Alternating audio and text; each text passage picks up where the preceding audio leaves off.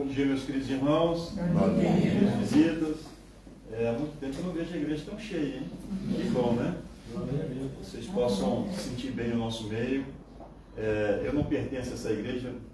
Muitas vezes pergunto para eles qual igreja nós pertencemos hoje, né? Mas meu nome está na igreja de fora, porque eu prego todos os sábados em igrejas diferentes. Eu fiz esse acordo com Deus, que Ele me usasse e Ele tem me usado. Fico muito feliz por essa semana ter sido uma semana de vitória para nós. Duvidam disso? Ou não? Sabe que eu peguei um costume, irmão, muito interessante? Cada pedido que eu faço a Deus que eu preciso, no meu trabalho ou em casa, eu louvo Ele por aquela bênção. Que muitas vezes a gente pede insistentemente porque a gente passa certos apertos, não é? Mas na hora de agradecer a gente esquece, não é? E você vai contando as bênçãos durante a semana, muitas vezes você perde a conta de quantas bênçãos Deus vai te dando, não é? Vai suprindo as suas necessidades. Primeira, quando você acorda, Ele está te dando a oportunidade de você viver um dia com Ele, não é? E a gente esquece muitas vezes isso, não é verdade? E o texto de hoje vai falar umas coisas muito importantes, que a escola sabatina também tocou de leve, mas hoje nós vamos tocar fortemente. Eu gostaria que vocês fossem em 2 Reis, capítulo 4, 2 Reis, no Velho Testamento, capítulo 4, verso 8. 2 Reis, capítulo 4, verso 8. Então vou começar a ler o verso 8. Sucedeu também um dia que, indo Eliseu a Sunem, havia uma mulher rica, o qual o reteve para comer pão. Sucedeu que todas as vezes que passava por ali, entrava para comer pão. E ela disse ao seu marido: eis que eu tenho observado que este que sempre passa por nós é um santo homem de Deus. Vamos parar um pouquinho aqui. Meus queridos, eu não sei se vocês repararam aqui o seguinte: era uma mulher rica ou não era? Ela tinha posse, seu marido também. E é interessante que o texto só vai dar ênfase a ela, o marido não. Muitas vezes a pessoa fala: a Bíblia não dá muita ênfase às mulheres. Não é bem assim, não. Né? Não é bem assim. Débora foi uma grande mulher, né? Sara também teve uma decisão errada, mas ela teve a opinião dela e Abraão aceitou. Mas o que eu quero falar com vocês aqui é o seguinte: é que ela teve um apreço tão grande para esse profeta, que ela teve uma ideia: fazer um aposento para ele. Foi ou não foi? Agora, como é que ela descobriu que ele era um homem santo, um santo homem de Deus? Como é que eu sou conhecido no meu trabalho? Como é que eu sou conhecido pela minha família, pelos meus amigos, pelo meu dia a dia? Vocês já pensaram isso, não? Será que eles pensam que eu sou um santo homem de Deus? Ou sou ignorante, mal educado, que prego e só prego, mas na prática eu sou completamente diferente? É interessante aqui que mostra a hospitalidade dela, mostra o carinho dela, que muitas vezes nós não temos. Irmãos, quase todas as igrejas que eu prego, quando eu termino a Denise, vem um jovenzinho falar: nessa igreja parece que eu sou invisível. Eu posso faltar que ninguém me liga, padre. É por isso que muitas vezes eu quero desaparecer daqui. Isso não pode ser desculpa para ninguém. Mas falo uma coisa com você, com uma experiência muito grande que eu tive. A igreja de Tavira. A igreja de Tavira foi um baluarte, uma luz enorme. Hoje a igreja está fechada. Vocês acham que isso foi uma coisa certa? Não. Horrível, né? Eu e minha família trabalhamos ali junto com as irmãs que estavam ali durante muito tempo. Mas fecharam a igreja. E eu fico pensando hoje: será que faltou esse toque, esse carinho dessa senhora, de pegar Eliseu e falar o que ele necessita, hein? Sabe que nós necessitamos hoje no mundo, irmãos? De atenção, de carinho, de amor. É isso que nós necessitamos. Porque depois o resto você consegue, porque você conhece a palavra. Todos nós conhecemos a palavra. É ou não é? Todos nós sabemos que o 7º dia é o sábado. Vou dar um exemplo para vocês. Outro dia me parou na rua um pastor evangélico. E ele devia me conhecer, não sei de onde. Ele falou assim: posso fazer uma pergunta ao senhor? Eu falei: sim. Por que você guarda o sábado? Por quê? Não é porque minha igreja me ensinou, não. É porque está na Bíblia. Foi Deus que, desde a eternidade, Ele nos ensina isso, para que Ele possa ser um Deus mais presente na minha vida. Porque o dia está tão corrido. Ah, mas você está errado. Eu falei: você acha? Acho. Sabe por quê? Porque o domingo é o 7º dia. Alguma coisa errada, não é? Se o domingo é o 7º dia, quem é o primeiro dia? Sábado. Não. Segunda? Mas segunda é o segundo. Eu falei, pastor, estou alguma coisa errada aí, pastor. A minha matemática está errada. Então, se o primeiro dia, se o sétimo dia é o domingo, você já pula para o segundo dia? Ele ficou pensando, pastor, vamos falar o seguinte: leia a Bíblia, se aprofunda e você vai ver que essa verdade é eterna. É ou não é? Agora eu falo com vocês de uma coisa: o que ela fez? Ela abraçou, irmãos, o profeta de Deus. Será que vocês na igreja de vocês abraçam o pastor de vocês? Porque ele é um ungido. Saul não foi ungido? Davi não podia ter matado Saul? Ele não perseguiu Davi o tempo todo? Davi desistiu? Não. Davi quis matar? Não. Ele é ungido, sexto. E o que mais a gente fala é atacar o pastor. O pastor é lento, o pastor isso, o pastor aquilo. Ah, para ser pastor não é fácil não, e a família dele, porque a gente olha eles como se fosse perfeito, eles são como nós, irmãos. O pastor precisa de carinho, de um abraço também. É, não é? 5 anos ele está aqui, daqui a 5 anos ele está no mesmo lugar, ele não pode nem se apegar muito à região que ele está. E isso também passa para os nossos irmãos.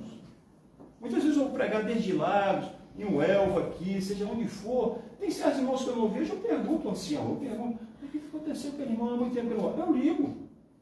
Então, irmão, estive lá na sua igreja e não tive o privilégio de dar um abraço. Você tem que ver a mudança dele no telefone. É ou não é? E é interessante aqui, irmãos, que isso daqui, nós não podemos nunca falar que não conhecemos. Sabe por quê? Porque o nosso Criador, a essência dele é o quê? Primeiro João fala isso. Deus é amor.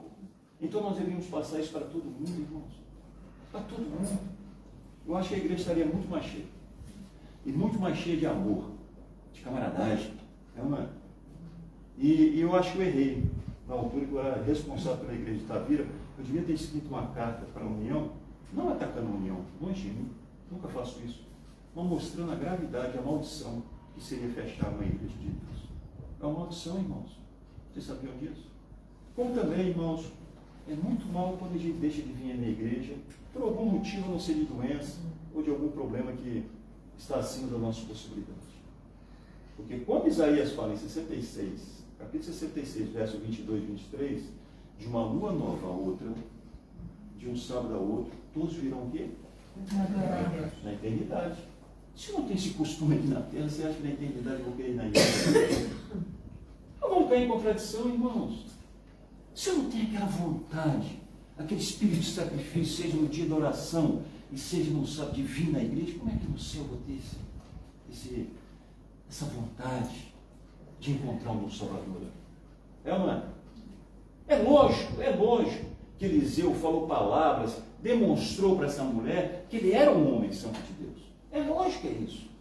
E é isso que nós temos que deixar o nosso legado onde nós estivermos. Seja no nosso trabalho, seja no nosso dia a dia, seja no lazer, seja quando nós estivermos na praia, seja com quais as idades que nós fomos interagir.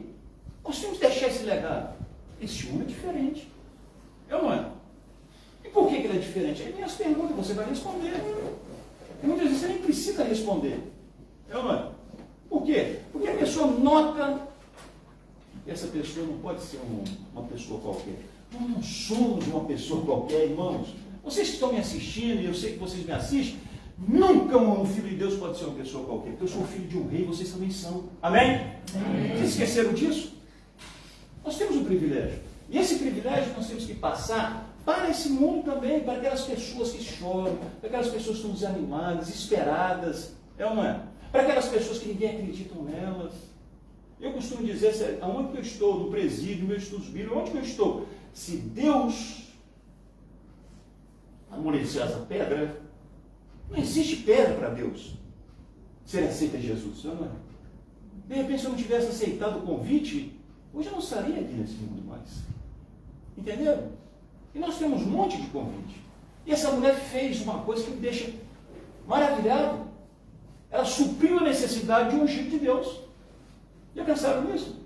E como é que eu posso suprir a necessidade de um ungido de Deus? Como é que eu posso também fazer com que a missão possa crescer? Através das minhas ofertas, não é? Já pensaram nisso, irmãos? Essa é a nossa missão também. É devolver aquilo que Deus nos dá em abundância. E muitas vezes devolvemos como? Eu estou perdendo. Não estou perdendo nada, irmãos. Eu duvido que alguém que devolva os dias das ofertas vai sentir falta no final do mês. Não vai mesmo. Entenderam? Um ajudando o outro. E o profeta agora vai fazer uma coisa, vamos seguir no verso 10. Façamos depois um pequeno quarto junto ao muro, ali ponhamos uma cama, uma mesa, uma cadeira, um candeeiro, e há de ser que, vindo ele a nós, para ali se recolherá. E sucedeu que um dia ele chegou ali, recolheu aquele quarto e se deitou. Então disse ao seu servo Geazi: chama essa sunamita. E chamando a ele, ela se pôs diante dele. Porque ele tinha falado a Geazi: dize-me, eis que tu nos tens dado com todo desvelo. O que há de fazer por ti? Haverá alguma coisa que se fale por ti ao rei ou ao capitão do exército? E disse ela: eu habito no meio do meu povo. Então disse ele: que há de fazer por ela? E Geazi disse: ora, ela não tem filho, e seu marido é velho. Irmãos, deixa eu falar uma coisa com vocês. Essa história parece muito, sabe com quem? Com Naamã, o leproso. Já pensaram nisso? Naamã era um general famoso ou não era? Rico, não era? Porém, leproso. Ele tinha um problema que ninguém podia curar, não é? Ela rica, você vê que era uma mulher muito hospitaleira, amável, mas não tinha filho. Que maldição para ela, não é? O problema dela, impossível para o homem resolver. E é interessante aqui, que não sei se vocês repararam, que quando Geazi, quando Eliseu vai falar, ele fala: você precisa de alguma coisa do rei? Você precisa de alguma coisa do governo? Ele não pensa em fazer aquilo que nós devemos fazer. Ajudá-la espiritualmente. Porque só Deus poderia ajudá-la. É interessante aonde que Eliseu vai. E Geazi fala: ela não tem filho. De forma nenhuma, ela não teve coragem de falar isso para o profeta. Né? E é interessante que eu quero falar com vocês uma coisa, irmãos, e que vocês têm que pensar: Deus não supriu a necessidade da Naamã? O homem conseguiu? Não. Mas Deus conseguiu. Foi ou não foi? Deus não supriu a necessidade da sunamita? Foi ou não foi? Ela passou anos e anos querendo ter um filho. O pessoal devia falar que falam. Você é amaldiçoado. De repente você não tem filho porque Deus, você fez alguma coisa contra Deus. Parece um pouquinho contra a gente, como a gente, né? Vem um irmãozinho aqui e começa a andar meio todo e diz: esse aqui fez isso. Meu irmão, a gente tem que apontar o dedo e apontar o revólver, porque eu sou tão pecador como ele também, não é? Não é verdade? E Eliseu não fez isso. Eliseu falou assim: então para o ano você tem o seu filho. Nasceu o filho ou não nasceu? Irmãos, eu vou falar uma coisa para ele: e glória a Deus, porque Deus, além de saber o que a minha esposa, eu, você e a família de vocês tem necessidade, Ele vai suprir, com certeza. Com certeza. Você pode colocar isso na mente cada vez mais. Deus é amor e Deus fica feliz, maravilhado e a festeja no céu quando uma família está feliz, quando a sua igreja está unida, quando as bênçãos chegam e nós reconhecemos que vem de Deus. Estão entendendo aqui? E eu falo uma coisa com vocês, irmãos: por que faltava um filho ali? Porque o pai era velho, ela já estava caminhando para isso, e a criança veio dar uma nova vida. Foi ou não foi? Os filhos vieram dar uma nova vida na nossa família ou não vieram? E os netos? Mais ainda, né? Porque a gente começa a ver o filho quando era pequenininho, né? Eles sempre pegam uma coisa do filho, ou mesmo uma coisa do avô, da avó, não é? Então você vê a alegria. Quando Deus atua, a alegria não fica só com uma pessoa, fica com a família, fica com os vizinhos. As bênçãos de Deus vai fazer com que o meu andar na minha casa seja feliz, mas os meus vizinhos também vão recolher essa felicidade. Já pensaram nisso, irmãos? Por isso nós devemos orar. E aqui nesse livro, e recomendo novamente, esse livro A Oração, da Ellen White, maravilhoso, né? A publicadora Servir teve essa felicidade de editar esse livro. E ele fala assim: oração não é compreendida como deveria ser. As nossas orações não se destinam a informar a Deus sobre algo que Ele não sabe. O Senhor está familiarizado com o segredo de cada alma. A nossa oração não tem que ser longa e em voz alta. Deus lê os pensamentos ocultos. Podemos orar em segredo, e aquele que vê em segredo ouvirá e recompensar-vos-á publicamente. Amém? Amém. Então devemos ser um povo de oração mesmo, irmãos. Mas um povo de oração não só para mim e para a minha família, mas de intercessão também. É ou não é? Eu aprendi uma coisa naquele livro Respostas Incríveis às Orações, eu acho que todos vocês já leram, que o autor fala uma coisa muito, muito maravilhosa. Eu tive essa semana na bomba de gasolina, e estava um casal brigando. E eu lembrei, eu falei assim: Senhor, que o Senhor possa abençoar esse senhor, que ele possa se botar no lugar dele. Muitas vezes erramos em gritar com a esposa, muitas vezes erramos em gritar, mesmo tendo razão. Que o Senhor, eu sei que o Senhor está aqui. De repente está na ignorância dele. como muitas vezes também ando. E fui lá, apaguei. Quando voltei, já não vi um grito. Vocês estão entendendo, irmãos? Nós temos que ser luz onde nós estivermos. Nós temos que estar onde Deus permite. Deus não permitiu que Eliseu andasse naquele caminho ali. Andou ou não andou? Andou. Ali não recebeu uma bênção maravilhosa de ter o quartinho dele, o lar dele? E ele retribuiu. Agora, irmãos, vocês têm que compreender uma coisa. Nós estamos no meio de uma guerra.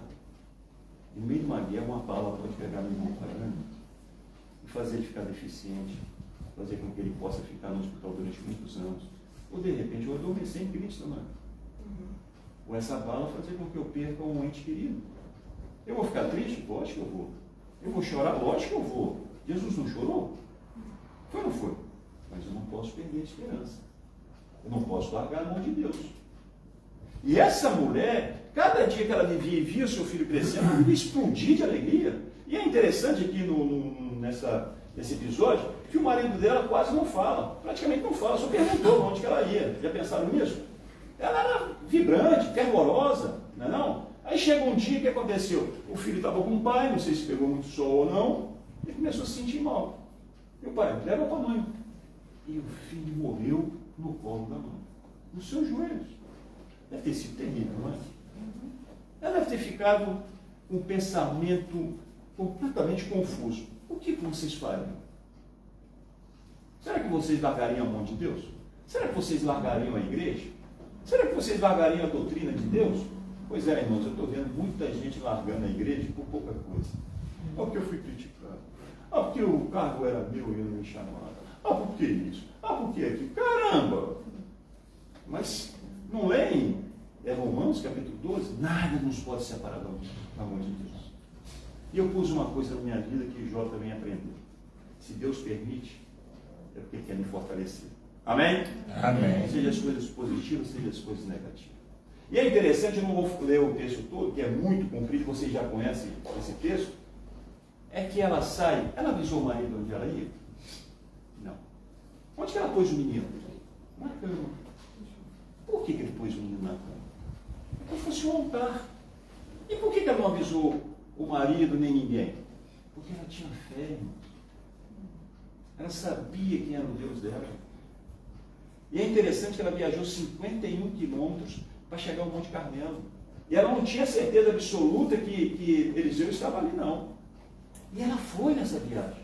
Eu fico imaginando como o diabo, e quantas vezes o diabo deve ter falado, desiste, seu filho já está morto, não adianta. E ela só pensava assim, eu conheço ele. Eu não é? Ele é fiel. É isso, irmãos, que nós temos que pensar. Cada passo que nós estamos no mundo, cada passo que a gente entra em caminhos complicados, ele é fiel. Ele prometeu que estaria comigo todos os dias da nossa vida. É ou não é? Ele prometeu isso ou não prometeu? Se ele prometeu, eu posso cobrar. E ela encontra quem? Eliseu. É interessante que o texto fala que Deus não avisou Eliseu sobre esse caso. E ela vai, abraça o profeta, ajoelha, conversa com o profeta, e o profeta manda Geazi ir lá. O que Geazi tinha que fazer? Pegar o bordão e colocar o miúdo de quê? Ressuscitar. Ressuscitou? Ressuscitou. Não. Por que ele não ressuscitou? Essa é a pergunta. Porque dia desse eu vou fazer um culto sobre isso. Hoje eu não vou tocar nesse assunto. Mas ele não ressuscitou. E é interessante que ele dá uma ordem. Quando o Geazi, quando você for pelo caminho, quando você estiver chegando nesse caminho todo, não converse com ninguém, não olha para ninguém, não tira o seu foco. Irmãos, eu vou falar uma coisa com vocês. Vamos lá, 1 Coríntios, capítulo 2. Nem cumprimenta ninguém, é isso mesmo. Vamos lá, 1 Coríntios, capítulo 2. Já esquecendo esse versículo tão bonito. 1 Coríntios, capítulo 2, verso 16. Porque quem conheceu a mente do Senhor para que possa instruí-lo? Ninguém pode instruir o Senhor, não é? Mas nós temos a mente de quem? Já pensaram nisso, irmão? Já pensaram? Essa sunamita tinha a mente de Cristo. Eliseu tinha a mente de Cristo. Geazi não tinha.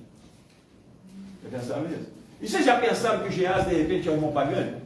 Vive tantas vezes na igreja, viu tantos milagres de Deus, já passou tanta escola sabatina, já pregou tanto, e eu estou tão longe de Deus.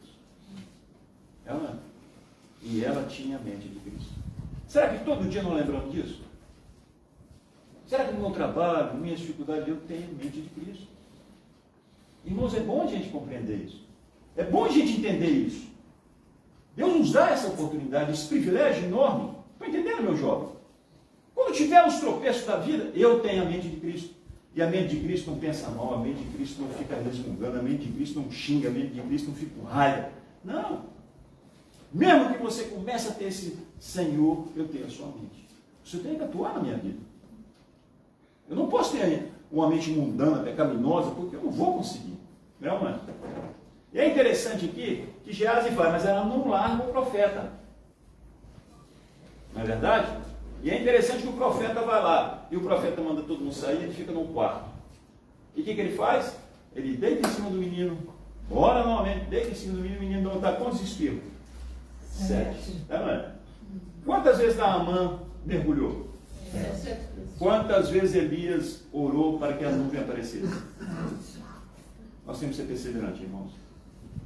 Quando a Bíblia fala orar sem cessar, 1 Tessalonicenses capítulo 5, verso 17, não devemos só orar quando acordamos, almoçamos, jantamos, não, irmãos. É quando nós andamos. O Espírito Santo fala quando nós estamos esperando no autocarro, quando nós estamos no comboio, quando nós estamos, seja onde for, oramos a Deus. Oramos a Deus que Ele possa nos dar sabedoria. Oramos a Deus que Ele possa ser o escudo, porque o inimigo nos ataca de tudo quanto é lado. Já pensaram nisso? E ele orou. E o menino ressuscitou. Alguém aqui já ressuscitou alguém?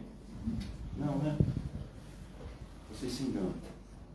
Todas as vezes que vocês pregam que o irmão aceita Cristo, ele está ressuscitado em Cristo Jesus. Amém? Amém. É ou não é? Morre o velho homem e nasce o novo homem. O problema do diabo é que ele quer sempre que a gente volte o velho homem. Mas não, a gente não é velho homem, a gente sempre é novo, não é? Eu não gosto de ser velho e ninguém aqui gosta de ser velho, não é? Então o velho homem foi sepultado. Então a gente pode ressuscitar alguém, sim. Porque ressuscitando o irmão para uma nova vida, também ressuscitamos também, já pensaram nisso? Quando a gente faz bem a alguém, essa felicidade vem para mim também, irmãos. Eu vou contar uma experiência para vocês entenderem. São mais ou menos uns 25 a 27 anos que eu vou no presídio Fábio. Outro dia estava lá o diretor conversando comigo, e eu estava falando com ele que eu pertenço a uma geração que o presídio Fábio não tinha muro, sabe? E a gente entrava e batia logo de cara na portaria. Hoje não, hoje tem muro, maior segurança e tal. Eu falei, é mesmo? E eu fui contando, ele falou, quanto tempo você estava aqui? Eu falei, olha, mais ou menos uns 25 anos. Eu nunca perguntei ao meu amigo Rosado para ele ver lá uns documentos quantos anos são, mas uns 25, 27 anos eu estou aqui. Pois é, ali é uma aventura muito interessante, onde você tem alegrias, onde você tem desânimo, onde você vê que a palavra de Deus é forte, mas quando a pessoa não aceita, não adianta. Não adianta. Então eu tenho um grupinho hoje, mais ou menos, de 15 jovens. 15 jovens. Né? E tem um jovem ali, que eu vou botar o nome dele de Luiz, que ele quer casar. E ele falou, eles me chamam de pastor. Pastor, você sabia que eu tenho um desejo? Eu falei, qual que é? Casar? Olha, amém. Que coisa bonita, né? E falei, essa instituição é tão bela, tão bonita, que Deus deu ela onde? No Jardim do Éden. Foi ou não foi? Não foi a igreja que instituiu, não. Foi Deus. Olha que bonito. E ele falou assim, mas eu tenho um problema. Eu falei, qual que é? Todos esses meus amigos, ninguém acredita em mim. Eu falei, por que eles não acreditam? Aí, falei, então vou tocar no assunto do casamento. Aí comecei a tocar no assunto do casamento e falei, quem é casado aqui? 2 ou 3? Os outros eram tudo divorciados, o outro teve filho, o outro fez isso e aquilo. E, logicamente, que os divorciados vão sentar o pau em quem? As mulheres, não é? Não tem jeito. E eu errei por causa da mulher, eu errei por causa disso, eu errei. Tá bom. Foi bom, mas tem uma coisa que eu estou muito feliz, porque o Giovanni tem 22 anos, porque eu casei muito mais cedo que ele, e ele quer casar. Parecia um couro. Você acredita? Não, pastor, mas eu não acredito nessa loroca. Você vai enganar a mocinha, quem vai fazer isso, quem vai fazer aquilo, quem vai fazer aquilo outro. Eu falei assim, querido, primeira coisa que vocês têm que pensar, vocês não são Deus para ler a mente dele. Segundo, ele está fazendo uma coisa boa e vocês deveriam apoiar. E eu vou fazer uma pergunta a ele. A sua digníssima, a sua namorada, era da onde? É do Porto. Falaram que tem alguém aqui do Porto, né? Amém, irmão. É muito bonito o Porto, também conheço. E aí o que acontece? Ela vem de comboio lá do Porto, praticamente quase toda semana, para visitar eles. Vocês acham que uma pessoa que não ama ia fazer essa viagem de comboio até aqui? Chega com ele 1 hora, estou falando 1 hora, irmãos. Mais ou menos são 45 minutos, e os outros 15 minutos é para você sair. 45 minutos. Depois ela pega o comboio dela e volta lá para o Porto. Isso não é amor? Eu perguntei, querido Luiz, você é rico? Ou só se for de saúde, mais ainda. Então, ela te ama mesmo. Não é? Nós temos que ser verdadeiros nesse ponto. E eu passei, transmiti meu exemplo, e vocês também têm. Eu tenho mais de 40 anos casado. Entendeu? E não me arrependo. Agora, mostrei o que é o casamento. O casamento nunca pode ser uma vida de solteiro, né? Quando eu caso, a minha vida de solteiro fica lá, né? Muitas amizades de solteiro também ficam lá, porque se eu casar e minhas amizades de solteiro falar mais alto, a minha esposa me dá um chute, dá uma. Ela casou com um homem que comprometido, ela não casou com um solteiro, né? E está vivendo com um homem casado, não é verdade?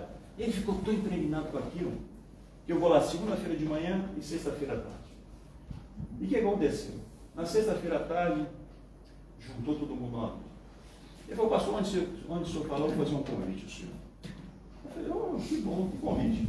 Eu vou convidar o senhor e a sua família toda, para que o senhor me dê a bênção do casamento.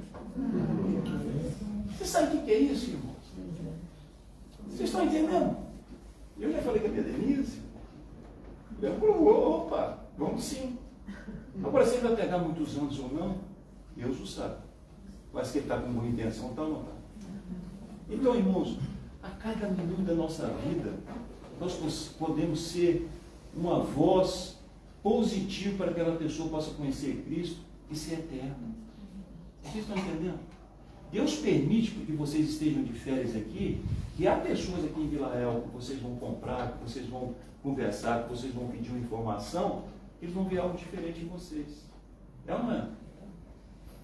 Eu tenho reparado no mundo, no meu trabalho, uma coisa muito bonita. Só de você ser educado com a pessoa e ter tempo para escutar, você já é diferente, não é? Um tempo tão corrido como esse, é corrido ou não é? Um tempo tão nervoso, estressante, que a pessoa muitas vezes vai fazer alguma pergunta, você vai, não é? Só de você ser educado com ele, com aquela pessoa, você muda. Não só você, como aquela pessoa também. Irmãos, seja Eliseu, seja essa senhora, e seja o próprio marido. É engraçado porque ele não entra na história, mas ele aceita a esposa aí ou não aceita? Sabe o que é isso? Confiança. O casamento tem que ter confiança. Se ele fosse um cara mau e ciumento, onde você vai? Mas que negócio é esse? Você vai viajar sozinha? Ele aceita. Irmãos, nós temos que ter confiança como igreja. Nós temos que nos preocupar com o próximo. Está entendendo? É difícil, é complicado, vocês sabem disso, de entrar uma alma para Cristo, não é? Mas é tão fácil ela sair, não é? Já pensaram nisso? Quantos e quantos irmãos que já tiveram aqui, que hoje estão lá fora, não é? Nós ligamos? Nós tentamos bater na porta deles? Nós tentamos encontrá-los, muitas vezes, e falar, aquele banco que você sentado está sentindo a sua falta. Mas não é só o banco, é a igreja toda. Não é? Vocês estão entendendo? Então, essa tsunamita me deu um exemplo enorme. É que ela amou, deu aquilo que o profeta precisava para que ele pudesse ser mais forte em Cristo Jesus. É verdade ou não é? Toda a igreja que ama faz com que os seus irmãos sejam mais fortes em Cristo. Agora eu devo conhecer a mensagem de Deus, sim. Isso não me retira. Não é só o amor que vai conquistar a pessoa também tem que conhecer a mensagem, meu filho. Nós temos que ler, nós temos que estar afiados na mensagem, porque nós estamos afiados na Bolsa de Valores, nas mensagens do mundo, o Irã está em guerra, nós sabemos de tudo, né? E daqui? Sabemos ou não sabemos? Esse é o poder do Espírito Santo. Muitas vezes a pessoa fala, minha igreja não tem poder, minha igreja não acontece nada. E o que você está fazendo? Porque o Espírito Santo é o mesmo, quem dá poder é o Espírito Santo. E nós temos que orar pelo Espírito Santo. Nós temos que ler, viver. a vida dessa sunamita e pensa, será que eu também sou igual a ela? Será que as pessoas estão vendo que eu sou um santo? Estou entendendo, irmão? É isso que nós temos que pensar. Seja onde vocês estiverem, não preciso vocês ir no presídio, não preciso vocês fazerem um grande grupo. Uma alma para Cristo é uma coisa preciosíssima para Ele. E que a igreja de Vila Real possa entender isso cada vez mais. E que vocês estão de férias, quando voltar para a igrejinha de vocês, que seja com ânimo, com vontade, e com oração, e que com vocês podem pensar uma coisa que eu sempre falei e sempre vou falar, e gosto de ser repetitivo. Você sabia que Deus te dá milhares de convites para você distribuir? Quantos você distribuiu essa semana? Quantos? Nenhum? Ou todos? Quantos? E vou falar uma coisa com vocês, que eu falo sempre com meus meninos lá no presídio. Quando eu recebo um convite, como você recebe um convite, como é que você se sente? Feliz, né, irmãos? Eu sou importante para aquele casal. Eu recebo um convite para o aniversário, eu sou importante para o aniversariante, não é? Se eu recebo um convite de Jesus, eu fico mais ainda feliz por isso, não é? Então, quando a gente dá um convite, irmãos, é um privilégio. Esse convite que mudou minha vida vai mudar de quem? De muitos e muitos. Que Deus seja louvado. Amém. A pergunta é, eu gostaria que vocês pensassem que Jesus ontem me perguntou: quem é você para mim? Geás ou Eliseu? Amém? Amém.